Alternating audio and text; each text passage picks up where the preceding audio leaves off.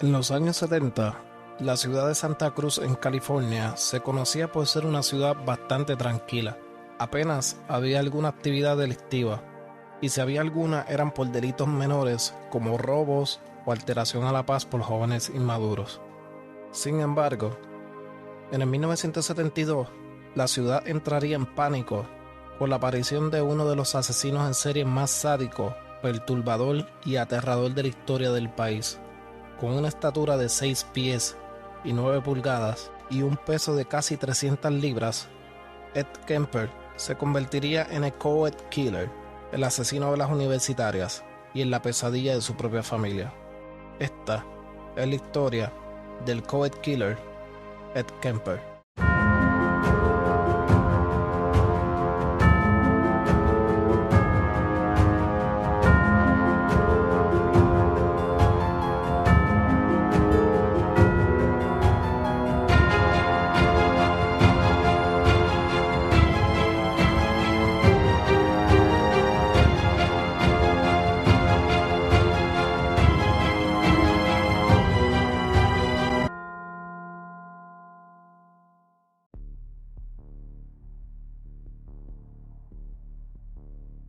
Edmund Emil Kemper nació el 18 de diciembre de 1948 en Burbank, California. El mediano de 3 hermanos, una hermana de 5 años mayor que él y la otra hermana de 2 años menor que él. Su padre, Edmund Jr., era un veterano de la Segunda Guerra Mundial, quien después terminó como electricista trabajando con energía atómica. Su madre, Clarnell, era la fuerte de la familia, la estricta de la que siempre trataba a sus hijos derechitos. Sin embargo, con Ed Kemper era más fuerte que con las niñas. Sus padres solían pelear casi todos los días. Clarnell siempre le reclamaba a Edmund Jr. por malgastar el dinero saliendo a beber con las amistades. Y para el 1957, cuando Kemper tenía 9 años, sus padres, Clarnell y Edmund Jr., terminaron separándose. Y fue aquí donde la relación entre Kemper y su madre fue de mal en peor y los extraños comportamientos de Kemper hacían su aparición. En el 1957, su madre, Clarnell, consiguió un nuevo trabajo en la Universidad de Santa Cruz, lo que significaba que Kemper y sus 2 hermanas estarían solos en la casa la mayoría del tiempo. Durante este tiempo, Ed Kemper comenzó a mostrar comportamientos raros mientras jugaba. De acuerdo con su hermana menor, un día, ella fue a buscar en una caja una muñeca la cual sus abuelos le habían regalado. Cuando encontró la muñeca, esta tenía las manos cortadas, por lo que le estuvo extraño. En una ocasión, Kemper llegó a decapitar el gato de la familia con una bayoneta. Luego de cortarlo en pedazos, lo puso en la bañera y luego en una maleta. Su madre se encontró con esta horrible escena. La madre de Ed Kemper, Clarnell, decidió separar a los niños dándole su propia habitación. Las hermanas tenían su propio dormitorio y a Kemper en una habitación en el sótano de la casa, en un lugar solitario y oscuro, su calabozo personal. Su madre alejaba a Kemper de sus hermanas porque pensaba que Kemper podía abusar sexualmente de ellas. En este lugar del sótano, Kemper solía estar asustado, teniendo pesadillas e incluso mojando la cama. Ya a esa temprana edad, Ed Kemper mostraba 2 de las 3 características de un psicópata, según la triada de McDonald: el mojar la cama y la crueldad hacia los animales. La tercera vendría siendo incendios provocados. A través de la historia de los asesinos en serie, cada uno de ellos llega a mostrar al menos 2 de estas 3 características. Kemper comenzó a sentirse como el niño rechazado por la sociedad y por su familia. Esto lo iba enfureciendo poco a poco, y desde la temprana edad, mientras se encontraba en ese calabozo por habitación, comenzó a tener extrañas fantasías, especialmente sobre su madre. Una de estas fantasías perturbadoras era de cómo sería tragar un ojo humano. En agosto de 1963, Kemper se cansó del tratamiento recibido por su madre por lo que decidió ir a California a vivir con su padre, Edmund Jr., quien se había casado por segunda vez con una mujer llamada Alfreda. Alfreda solía encontrar a Kemper como un niño creepy y extraño, y no es para menos. Kemper solía tener fantasías con ella también. Un día, Alfreda vio a Kemper espiándola mientras ésta se estaba cambiando de ropa, por lo que le dio la queja al padre de Kemper. Su padre lo quería fuera de la casa después de este suceso. Así que en las navidades de 1963, su padre llevó a Ed Kemper a visitar a sus abuelos en Norfolk, California. Haciéndole creer a Kemper que solo era una visita, su padre se fue, dejándolo atrás viviendo con sus abuelos. Una vez más, sintiéndose rechazado por sus padres. Kemper estuvo viviendo con sus abuelos cuando tenía 15 años, pero el año siguiente, Kemper tomó una terrible decisión. El 27 de agosto de 1964, mientras su abuelo se encontraba en el supermercado, Kemper tuvo una discusión en la cocina con su abuela, cogió su rifle de calibre 22 y salió afuera con su perro. En esto su abuela le gritó: "No le dispares a las aves". Kemper simplemente hizo su regreso a la casa y le disparó a su abuela 3 veces.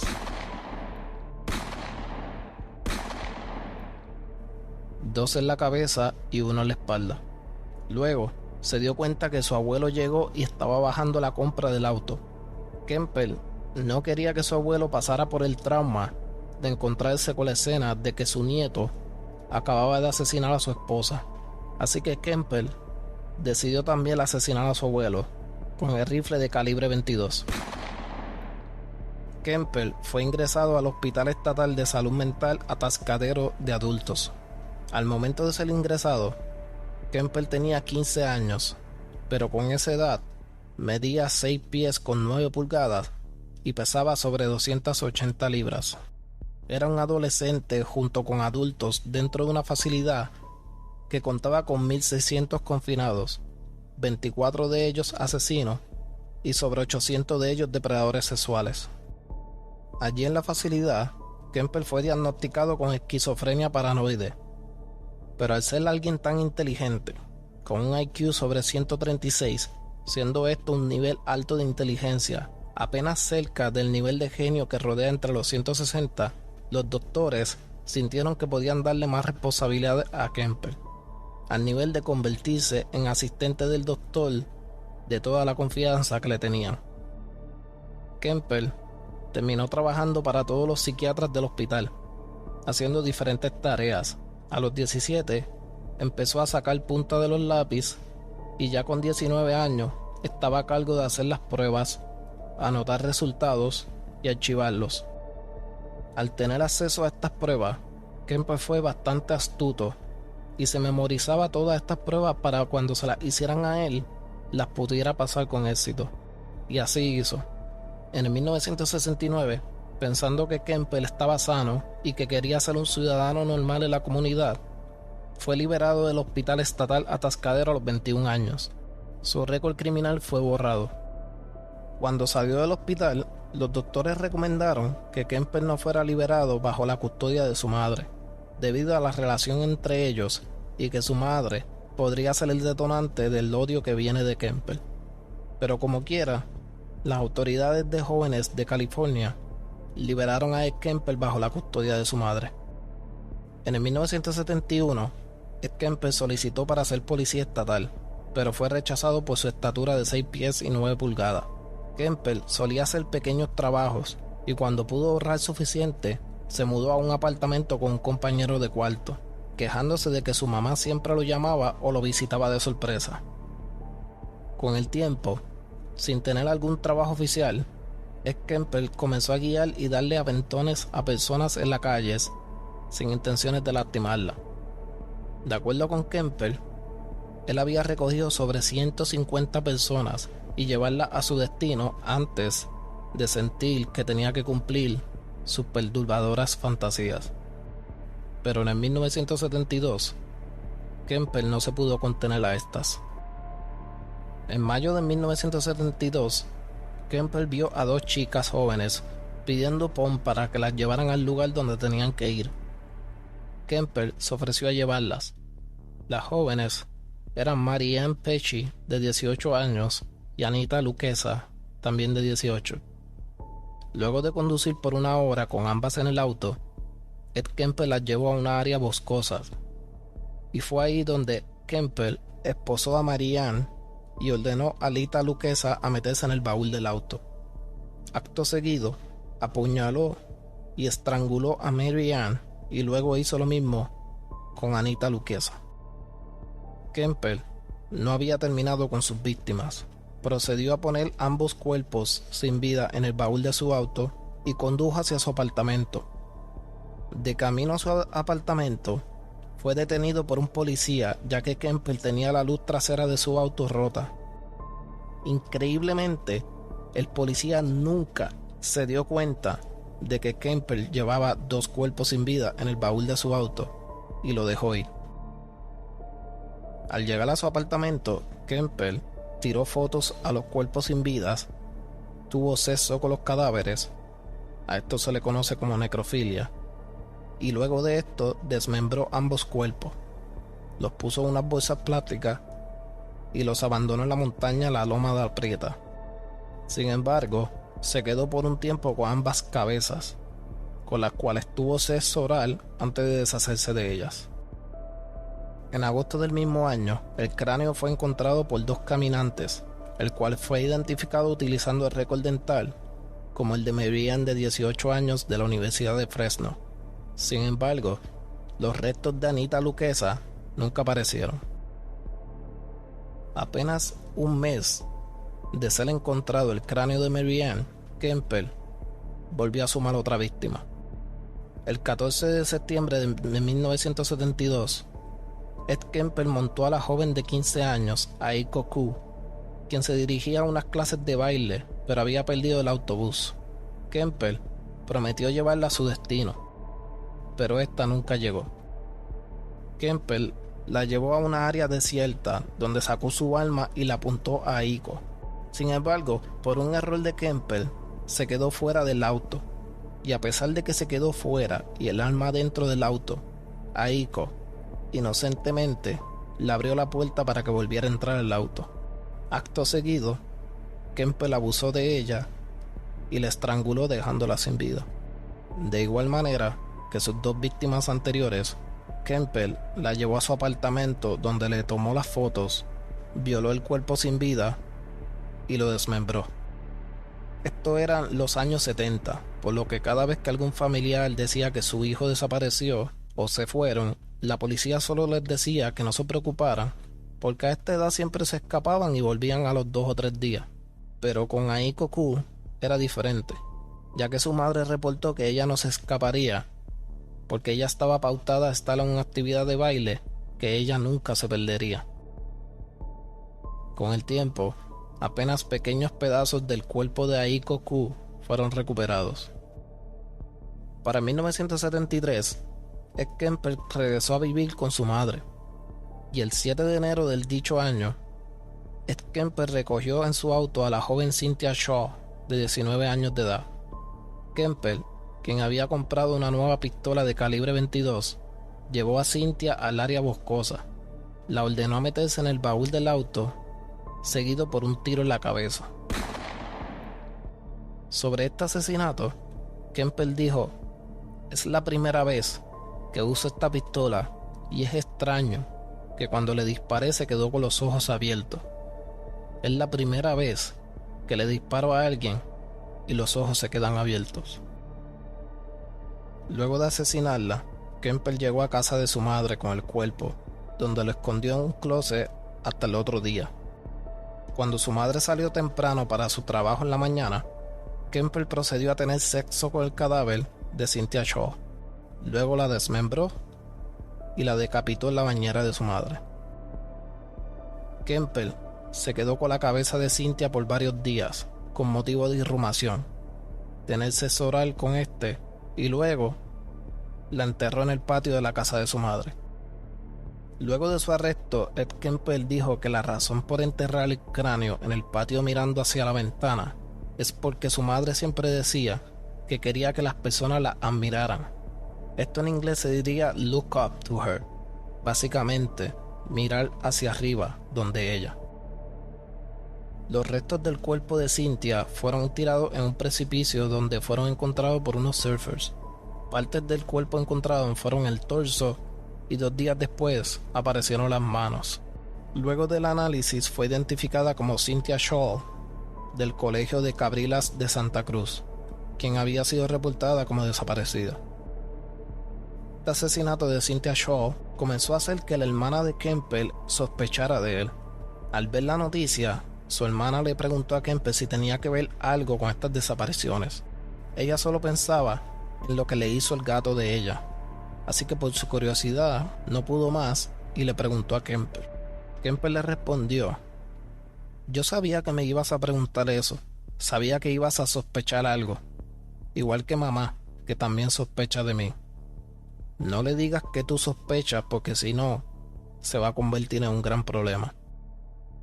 Los detectives no tenían nada, ni una pista de quién era el asesino de estas jóvenes. Solo tenían ideas.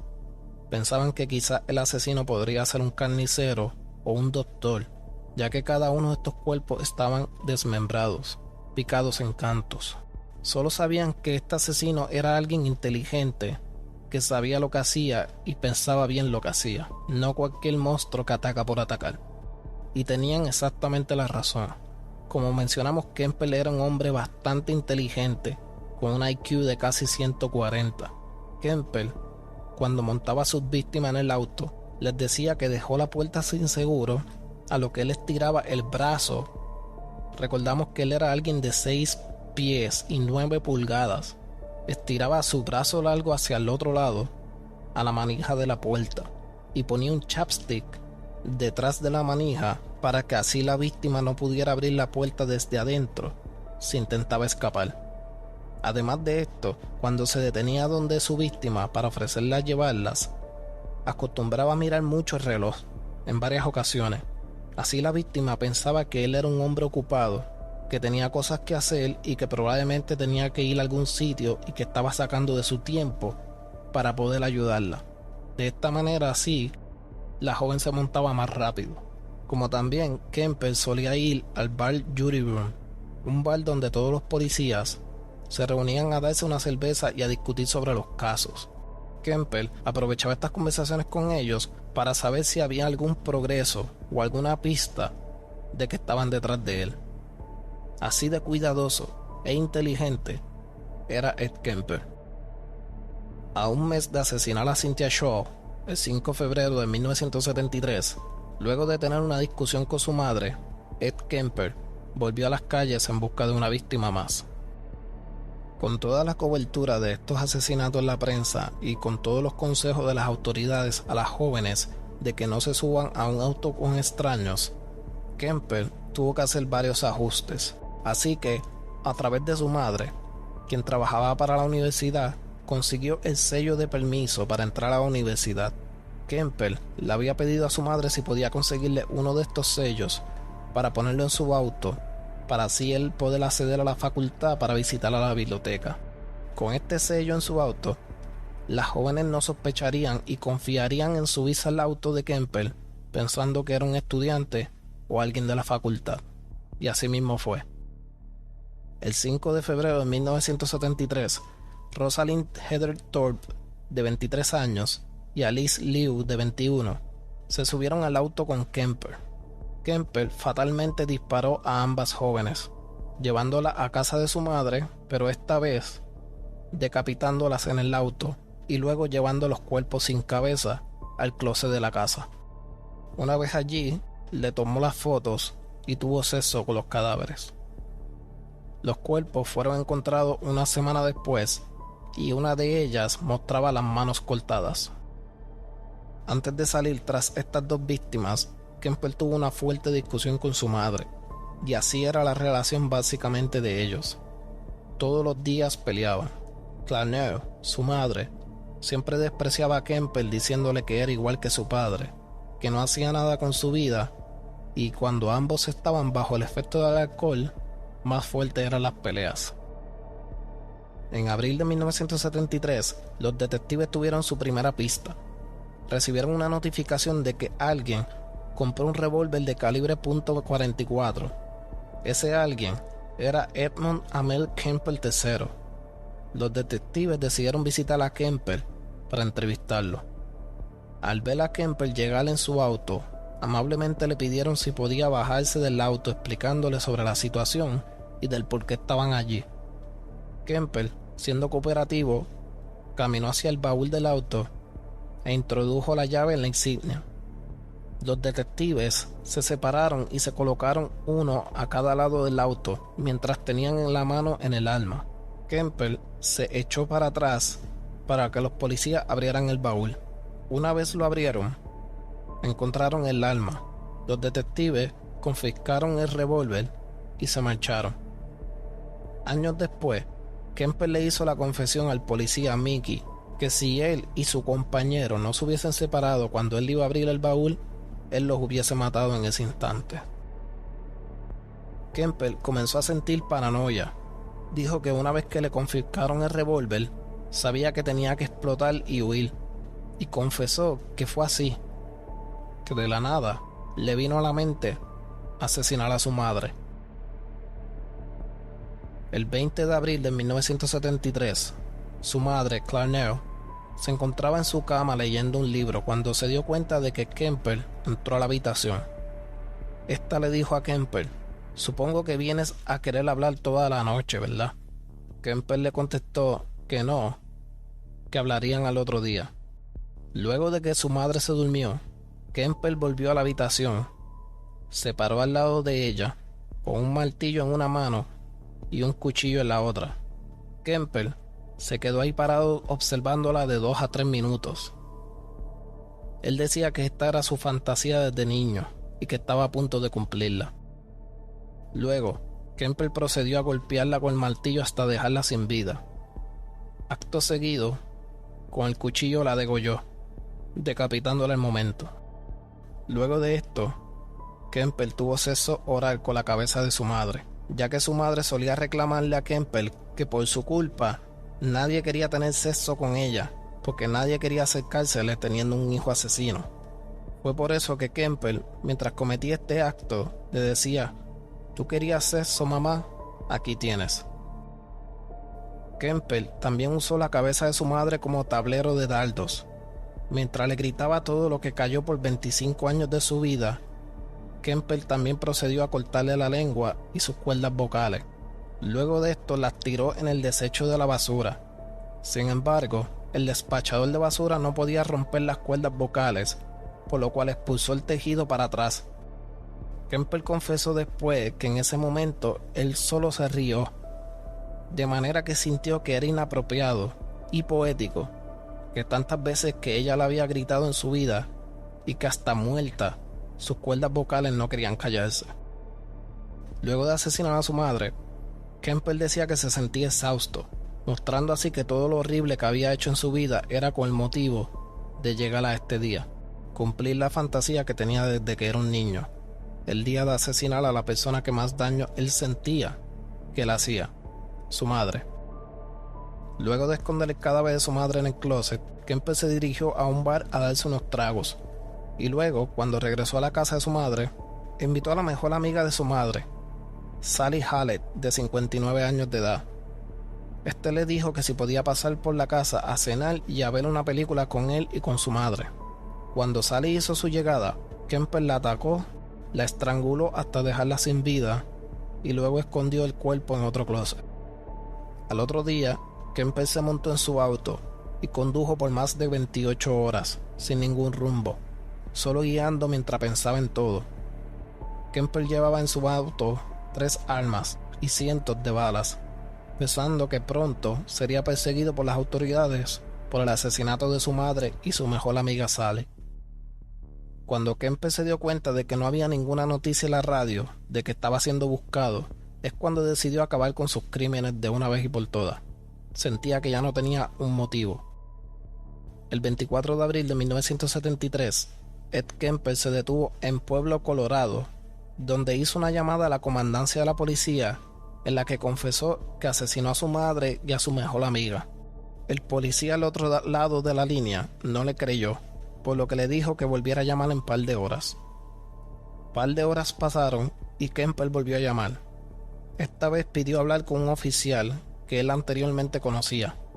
Recordemos que Kemper solía ir a tomar cerveza, algunos tragos al bar, donde los policías acostumbraban a visitar y discutir los casos.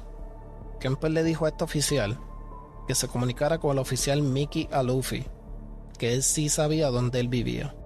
Aluffi fue el oficial que le confiscó el arma a Kemper cuando fueron a visitarlo al hogar. El oficial de Colorado le comunicó a Aluffi que Ed Kemper estaba confesando sus crímenes y que quería que pasaran a arrestarlo. Los oficiales primero se dirigieron a la escena del crimen. Cuando llegaron al apartamento de Clarnett, la madre de Kemper, se encontraron con la horrorosa escena. Partes del cuerpo de Clarnett estaban guardadas en diferentes lugares de la habitación. Los oficiales también se toparon con el cuerpo sin vida de Sally Hallett, quien fue golpeada y estrangulada a muerte. Dentro de la casa también se encontraron diferentes identificaciones de las jóvenes asesinadas por Ed Kemper. Con esto, los oficiales confirmaron que Ed también era el co-ed killer, el asesino de las universitarias. Ese día, Ed Kemper fue puesto bajo arresto y en una confesión de 6 horas, Kemper también confesó los crímenes de las jóvenes Mary Ann de 18 años, Anita Luquesa de 18, Aiko Koo de 15, Cynthia Shaw de 19, Rosalind Thorpe de 23 y Alice Liu de 21. El 23 de octubre de 1973, Ed Kemper fue puesto bajo sodium amytal, a lo que se le considera el suero de la verdad, medicamento que al ser inyectado relaja tanto al sujeto que comienza a decir verdades o algún recuerdo dentro de sí. Esto con motivo de saber si había algo más que Kemper no había dicho en las entrevistas. Con el suero ya en su cuerpo, Kemper confesó que guardaba parte de los cuerpos desmembrados para luego comer de estos. Bajo el mismo suero, Ed Kemper, por primera vez, comenzó a mostrar un poco de remordimiento cuando habló de una víctima en específico, Aiko Koo, la joven de 15 años bailarina. Kemper confesó lo siguiente: I kill people. I couldn't help it. What was forcing them? The crew wrote, she's nice, but if I let her go, there was a good chance she'd tell on me, and that would be it. I already had some murders. But I wanted to take some pictures of them so that it wouldn't happen again. I just looked at the pictures.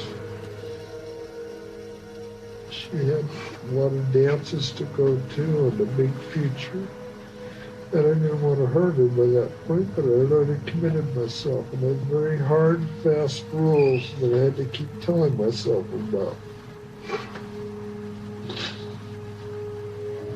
She was the only one I really just absolutely didn't want to hurt because of the way she was.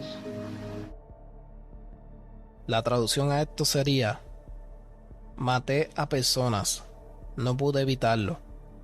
La chica Aiko era bien buena, y si la dejaba ir iba a delatarme. Es por eso que tomé las fotos, porque así miraría las fotos para saber que no iba a volver a ocurrir. Ella tenía un baile esa noche, tenía un gran futuro por delante. Yo no quería lastimarla en ese momento, pero ya estaba demasiado involucrado. Yo tenía unas fuertes y difíciles reglas que seguir. Ella era la única que realmente yo no quería lastimar por cómo ella era. Kemper también confesó que comía parte de los muslos de sus víctimas para así satisfacer las ganas y para revivir cómo fue la experiencia. Ya en la corte existía el debate si Kemper estaba sano o demente. De esa manera su defensa en corte usaría la carta de que Kemper estaba loco y que no sabía lo que estaba haciendo, esto con motivo de ganar el caso y que Kemper pasara a una institución de salud mental y no a la cárcel. Sin embargo, todos los psiquiatras que llegaron a entrevistar a Kemper llegaron a la conclusión de que Kemper actuó con conocimiento e intención que sabía bien que lo que estaba haciendo estaba mal, por lo que lo declararon sano. El 8 de noviembre de 1973, Ed Kemper fue sentenciado a 8 cargos de asesinato en primer grado sin libertad condicional.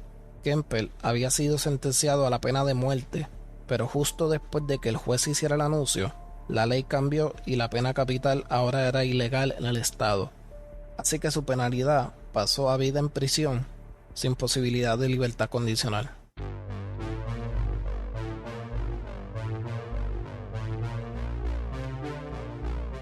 Bueno, hasta aquí el episodio de esta semana. Sin duda un caso para pelos, horrible. De verdad que es difícil de creer. Este ha sido uno de los asesinos más sádicos en el mundo. Uno de los asesinos en serie más horribles que ha existido en el país, en el mundo entero. De verdad que difícil de creer su historia. Que espero que les haya gustado el episodio. No se olviden seguirnos en las redes. Aquí abajo les voy a dejar en la descripción el link del libro sobre Mindhunter y sobre el detective del FBI que entrevistó a estos asesinos en serie, incluyendo a Ed Kemper, del cual hablamos en el episodio de hoy. Hasta la próxima semana.